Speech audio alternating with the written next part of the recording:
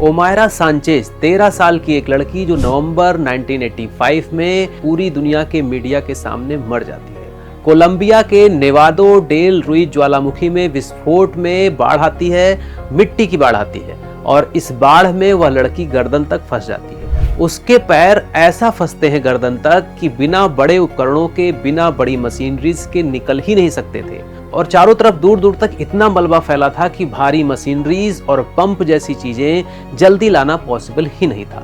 3 दिन तक बचाव कर्मी उस लड़की को हौसला देते रहे, मलबा हटाते, पानी निकालते, लेकिन जितना भी पानी निकालते फिर से भर जाता, बल्कि और ज्यादा भरने लगता। खतरा यह भी था कि और दूसरी संरचनाएं भी गिर सकती थी, दूसरे स्ट्रक्चर्स गिर सकते थे और बचाव कर्मियों की भी जान खतरे में पड़ सकती थी। इसलिए बहुत ही संभल कर ही कार्रवाई भी की जा रही थी।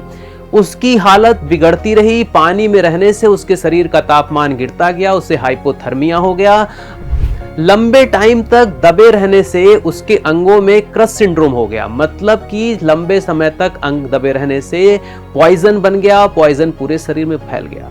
15 नवंबर 1985 को पूरी दुनिया की आंखों के सामने, पूरे इंटरनेशनल मीडिया के सामने वह लड़की अंतिम सांस लेती है और पूरी दुनिया कुछ नहीं कर पाती है। जबकि 1985 तक दुनिया बहुत ही डेवलप्ड हो चुकी थी, मीडिया, मशीनरीज, टेक्नोलॉजी बहुत आगे जा चुकी थी और यह घटना, यह इंसिडेंट जो कि बहुत ही दुखद घटना थी, आपदा प्रबंधन, डिजास्टर मैनेजमेंट फेल्योर का सिंबल बन गया।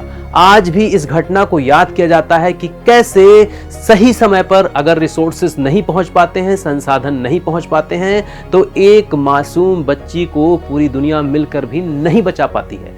डिजास्टर मैनेजमेंट, आपदा प्रबंधन यूपीएससी के पाठ्यक्रम का भी हिस्सा है और ट्रेनिंग का भी हिस्सा है। हमारे ऑफिसर्स को, हमारे आर्मी पर्सनल्स को ट्रेनिंग दी जाती है डिजास्टर मैनेजमेंट की, आपदा प्रबंधन की। लेकिन आपने देखा कि उत्तराखंड में जब क्लाउड बस्ट हुआ तो क्या हुआ और बाढ़ आई तो क्या हुआ। पंजाब के 1650 गांव प्रभावित हुए अगस्त 2025 में आई हुई बाढ़ में। हिमाचल प्रदेश के 98% वाटर प्रोजेक्ट्स, जल योजनाएं तबाह हो गई, उनका फिर से पुनर्निर्माण करना पड़ा। और यह तब है जब हमारे पास इससे बड़ी बड़ी घटनाएं इतिहास में दर्ज थीं और उसके बावजूद हम सीख नहीं ले पाए। गुजरात में 2001 में भूकंप आता है, 13,000 कैजुअलिटीज हम देखते हैं। 26 दिसंबर 2004 को भूकंप आता है, सुनामी आता है, तमिलनाडु में 10,000 से ज्यादा लोग मारे जाते हैं। 2013 में केदारनाथ में जो ट्रेजेडी होती है, 6,000 लोग ऑन द स्पॉट मारे जाते हैं, 4,000 लोगों की तो डेड बॉडीज आज भी नहीं मिल पाई। इतना ही नहीं, वहां पर महिलाओं के साथ रेप हुआ, लूटपाट हुआ, डेड बॉडीज तक से ज्वेलरीज और पैसे निकाले गए, किडनैपिंग तक हुई और हालात तब जाकर वो सुधरे जब वहां पर सेना ने जाकर मोर्चा संभाला। यूपीएससी जो लोक सेवा आयोग है, जो हमारी संसद है, जो हमारा संविधान है, उसने जिस तंत्र को तैयार किया है, जिस ब्यूरोक्रेसी को तैयार किया है, उसके घमंड को छोड़कर उसकी हर चीज कमजोर पड़ जाती है मौका पड़ने पर। कम नेटवर्क कवरेज, दूर दराज के क्षेत्रों में, रिमोट सेंसिंग एरियाज में जो वार्निंग सिस्टम है, चेतावनी प्रणाली है, उसका अभाव पाया जाता है।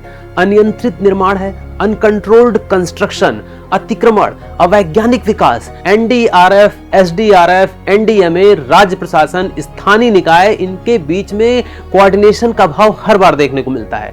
रेगुलर तरीके से, नियमित तरीके से ड्रिल नहीं होती है, ट्रेनिंग नहीं होती है, राहत, पुनर्वास और मुआवजा प्रणालियों में भी कमजोरियां देखने को मिलती है। पर सेना कैसे कर ले जाती है राहत कार्यों को सफलतापूर्वक। वहां पर भी तो लोग हैंड मास के ही इंसान हैं, बस फर्क सिर्फ मैनेजमेंट का है, फर्क सिर्फ कोऑर्डिनेशन का है, डिसिप्लिन का है, ट्रेनिंग का है। डिजास्टर मैनेजमेंट, आपदा प्रबंधन, यह शब्द ही नाकाफी है, यह वर्ड ही इनकम्प्लीट है। सिर्फ इससे काम चलना ही नहीं है, डिजास्टर रिस्क रिडक्शन होना चाहिए, रिस्क पहले से ही कम कर दीजिए। डिजास्टर रिस्क मैनेजमेंट, आपदा जोखिम प्रबंधन के साथ साथ कॉम्प्रिहेंसिव डिजास्टर रेजिलियंस भी देखा जाना चाहिए, समग्र आपदा लचीलापन जिसको कि कहते हैं। रिस्क और रेजिलियंस पर भी बल होना चाहिए, यानी आपदा आने से पहले जोखिम घटाना और समाज को उन झटकों से जल्दी उबारने योग्य बनाना।